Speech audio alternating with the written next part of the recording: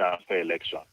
I'm ordering you to sit at home. I'm ordering you to do things, and I think the ministers have taken to the dictates of their master, right?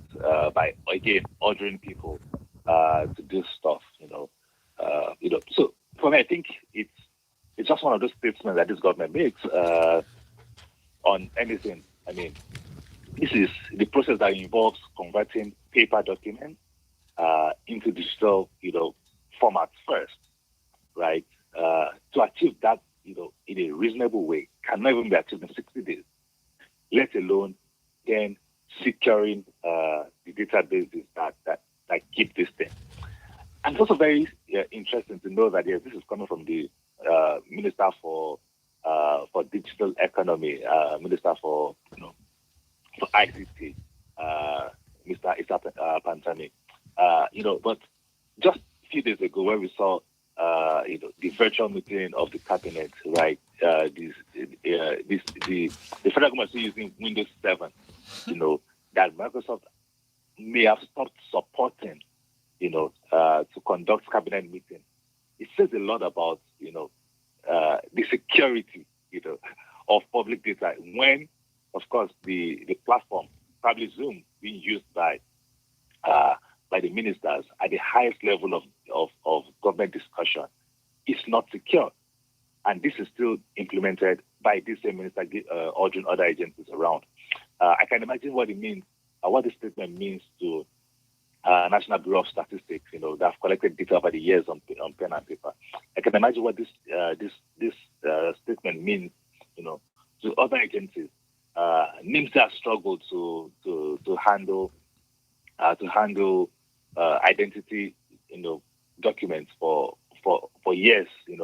60 days is just so unrealistic, and I think the minister should be, made aware. I'm sure he's aware of this. I think he just wanted to make a statement, right? So I think he should, stop joking and just be quite serious about his expectation from everybody. And Fisa, what's taking so long in this digitization exercise? I mean, they were talking about the pandemic. They wanted to use this as an opportunity to try to house all this, but this has been going on for quite a while now. I don't know when do you think we'll ever get to this point where we fully digitize our public data in Nigeria? I think it's a long shot. And I think it also takes political will to do, right? Political will, not just political statement. That's two different things, right? So it takes serious-minded political leaders, just political will to ensure that some of this is done. It's going to be a long and painful process, right? I was listening to someone yesterday that, okay, who is responsible for your digital transformation of your firm? These are private organizations that are meant to be more progressive, right? Who is responsible for the digital transformation of your firm? And the suggestion was like, is it the CEO, is it the chief technology officer, or is it COVID-19? And the response just appears to be COVID-19 because these are the organizations that couldn't give their workers access to emails from home, from any devices. But suddenly, with COVID-19, it became possible. Like, wow, so you can access our emails from home, right? Yeah. These are things that organizations have reluctantly, I don't understand this cloud infrastructure. What did it rain? These are stupid questions that people ask, Yeah. right? So, but suddenly with COVID-19, and these organizations require their people to work from home. The things that they've declared like this is impossible to do, suddenly becomes possible because the business has to keep its life going. Most people work from their homes, right? So, if that happens in the private sector, I don't expect government to be faster than that. That's number one. Number two, we can also look at a few progressive states, or Lagos being the most progressive or the most forward-looking state in the country, has been struggling with the Lagos State residents registration thing for God knows how long, for over 8 years, for over 20 years right now, I believe. Yes. Right? Because they don't even know where people live in the state. So people need to register. Now that there's COVID-19, they don't know who to target relief to. because government is just making policy in the dark. They don't have any clear idea about data-driven policy. So I think that to get to a point where digitization is what drives everything, data is what drives decision. I mean, it takes more than just political statements. It takes a lot more about political will to achieve some of these things and get it done. I was in Kenya for a few months. Every Kenyan has a national identity number, and that serves as a national, it serves as a platform for almost everything. Your bank account, your house rent, your loans that you're paying. So it's easier to track people down. But here in Nigeria, it doesn't happen like that. Even my bank still thinks I lived in my first house I lived in when I moved to Lagos. I've changed houses 3 times already. Right? Wow. They still don't have this data of my current house. Right? So it's just difficult to do because you can't keep on tracking, and validating the data. Right? So it's a big problem that I think even the president is struggling with. Making political statements alone would not solve that problem. Thank you for that. MI from Akoka says, morning, Uncle Fisayo. Echo lockdown. The politics of data collection in Nigeria will never cease to amaze me. Digitization is just a word government agencies like to brandish, but we're not seeing commensurate effort. If we don't get it right in a pandemic, we may never get it right. That's from MI from Akoka. What else is happening? Okay, Fisayo, I want to get your thoughts on this other story here. Apparently, there are elections going on in Burundi.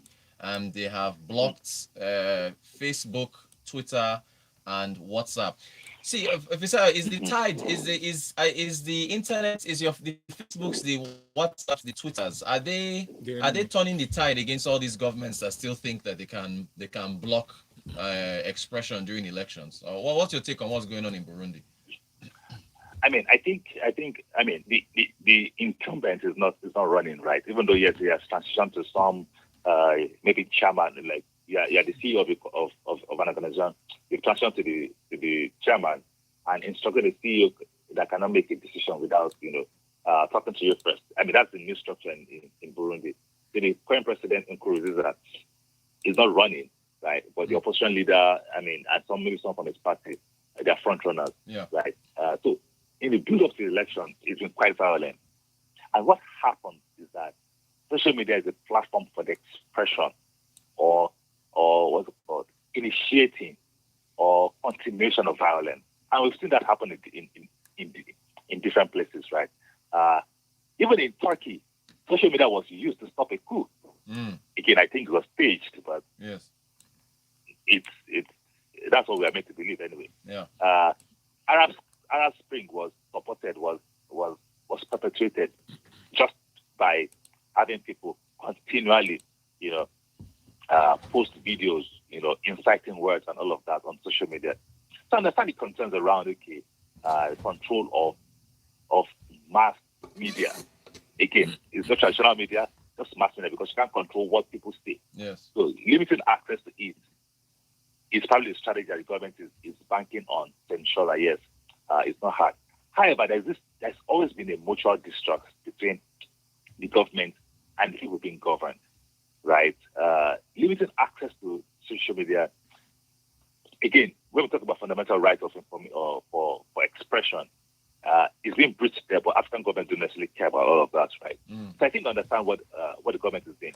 However, I also don't think I should limit this conversation to just Burundi, because there is this backward African countries are doing that. Even in the US, right? We've seen, British might not like this, but we've seen Democratic Party, everybody trying to ensure that they shift goalposts even within and during the election. I mean, we saw that happen in California during the last election that they lost against the Republican. But anyways, that's just my political view, right? But the point you both know why you're laughing so much. No, me and Fisayo, we have your back and forth. Exactly. On WhatsApp, me and him are always going back and forth on WhatsApp. Fisayo, continue. Yeah, so we've seen this happen even in the US, where sitting governors will try to change the goalpost of election, during an ongoing election.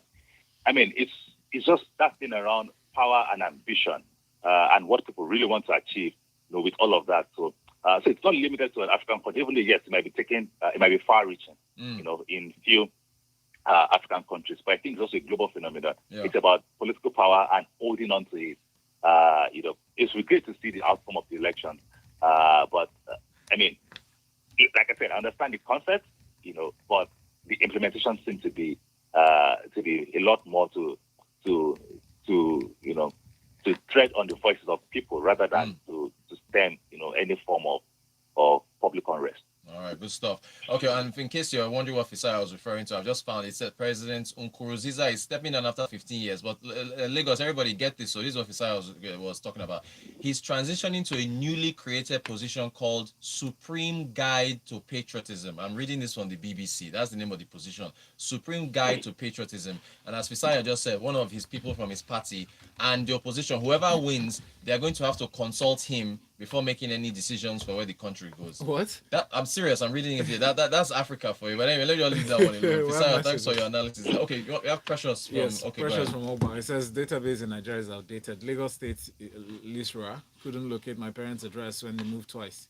Kule from VI says, good morning, Rotus. When I feel the 60 days ultimatum is unrealistic, while I feel it's unrealistic, NITDA started the Data Privacy and Protection campaign last year with the NDPR Act, and private organizations have started complying. I expect the Nigerian government, who are even bigger holders of data, to start complying. Okay. I think MI sent something. Okay, MI says, what are these apps? What these apps have brought to the mix is the democratization of information dissemination. Whilst it curbs sharing of inciting content, it may also prevent independent observers from giving us the accurate representation of what's happening in Burundi. Okay, cool. Thank you all for your message. Okay, Fisaya, speaking of apps, Twitter is testing a new feature that limits who can reply your tweets. What do you think about this this new feature? And if you want to describe it for our listeners, what Twitter is testing out right now? They shouldn't do it. They shouldn't do it. Yeah, before you say they shouldn't do it, describe to people. Tell everybody what Twitter is doing. How are they doing it? Okay, so basically, they're saying that they're testing new features that would limit the number of people or the kind of people that can reply to your tweet. So, for instance, you tweeted something, maybe about Joe Biden. Yeah. I mean, because I typically do that regularly. About his penchant for maybe pedophilia or something. Yes, which is unsubstantiated. Let me add before you mislead people, which is totally unsubstantiated. But continue, please. No, but I have video evidence for that. No mind him. This is what he does all the time. Carry on, Joe. Carry on with your example. So I tweeted something about Joe Biden and maybe the way he touches children and all of that. Yes. And I tweeted at maybe Donald Trump, Donald Trump Jr., Ivanka Trump, and Melania Trump, right? So I can limit the number of people that can respond to that tweet to, let's say, the people I mentioned in the tweet, which means I limit it to just Donald Trump. The people I follow alone, right? It means that it's limited to the number of people I follow. Maybe I follow the Road Tools, I follow Smooth FM, or probably open it to everyone. So everything just continues as it is today. And that's what Twitter is trying to do. But what that does is that, I mean, I think that they should remove the block function on Twitter, because I think if you don't want to hear opposition views, then I don't think, you deserve to be on the platform. Yeah. Anyways, so it means that it increases the kind of responses you get. It means that it reduces dissenting views. So if I treated that information and limited people's reaction to me, someone like Rotus that is a staunch Joe Biden fan cannot refute my claims. Right. On the same platform. It's only people that support me. Donald Trump, make America great again. And people think that that's all it is to the story. Yeah. I don't think it should be done. I think it's a platform for, Twitter is a platform for public conversation. And I think people need to understand that. Right? I tweet something. I'm not chatting on WhatsApp. No, I'm tweeting on Twitter because that is what it's designed for. It's a platform for public conversation. Well, people will say stuff that you don't like. Yeah. People will say stuff that you like, but it should be kept that way. Okay, fine. I was going to give a So for counter. me, I don't think it should be done. Okay, Yeah. all right, good. Well, because of time, I wanted to get there's a counterpoint to that about cyberbullying, but I guess you've covered everything. It's a public platform, so that's what it is. Real quick, this there's a Nigerian startup called Recyclan. They are trying. They're exporting waste globally. It looks like they're trying to clean up waste across Africa using tech to try to locate garbage dumps and so on and so forth. Do you think can tech be involved in cleaning up waste? Are we seeing any difference, or is waste cleanup just a matter of saying Valentine Fisai or MI Benga Kamu Fisai, let's just go and pack up waste and throw it away and pack it up and stay clean? What are your thoughts on what this company is doing? I mean, so when it comes to crowdsourcing information, yes, you can use tech for that. Like, okay, yes, this is where new dump sites are opening up in my area, or this thing, this, that. That few things you can use technology for. But when it comes to waste cleaning, you have to get out of your room and physically go and collect those things. Right. Right. You can't just be a tech developer and not actually do the actual work. Right. So on the software side, yes, maybe the information that can be used to crowdsource. Okay, this is where this waste that you're looking for is, especially if you're looking at them as categorized under different platforms, right? You can use technology as we know it today, just geolocation, geotagging, to crowdsource where the waste is, and then physically go and collect, or have someone send it across to the collection center and all of that kind of stuff. So you can use technology to do all of that. But outside of that, right, I struggle to see what other thing, because waste collection means you have to physically go and collect the waste, or someone has to physically bring the waste to you, right? So if you don't do that, then you are not necessarily making any progress. You're just building tech for tech. Fisayo, thank you so much for joining us on Tech Friday. We've run out of time. We appreciate all your insight. You want to read the MI's? MI said Jack wants to remove the savagery and trolling from Twitter. If he does, it will become the new Facebook. Boring. Yeah, that's it's referring to. Yeah, Jack, boring. The owner of Twitter. Boring. All right, he's at Aremo Fisayo, so follow him on Twitter. So if you want to check out all his very interesting Trump views. Fisayo, thank you very much, man. Thanks for joining us today. Really appreciate it, and thank you everybody for sending your messages as well. Thank you all so much. All right, we've got more for you next. Follow Rotus on Twitter at Rotan Quotes. Stay with us here on Smooth 98.1. Thank you, sir. Thank you. Every Monday to Friday at 6:45 a.m.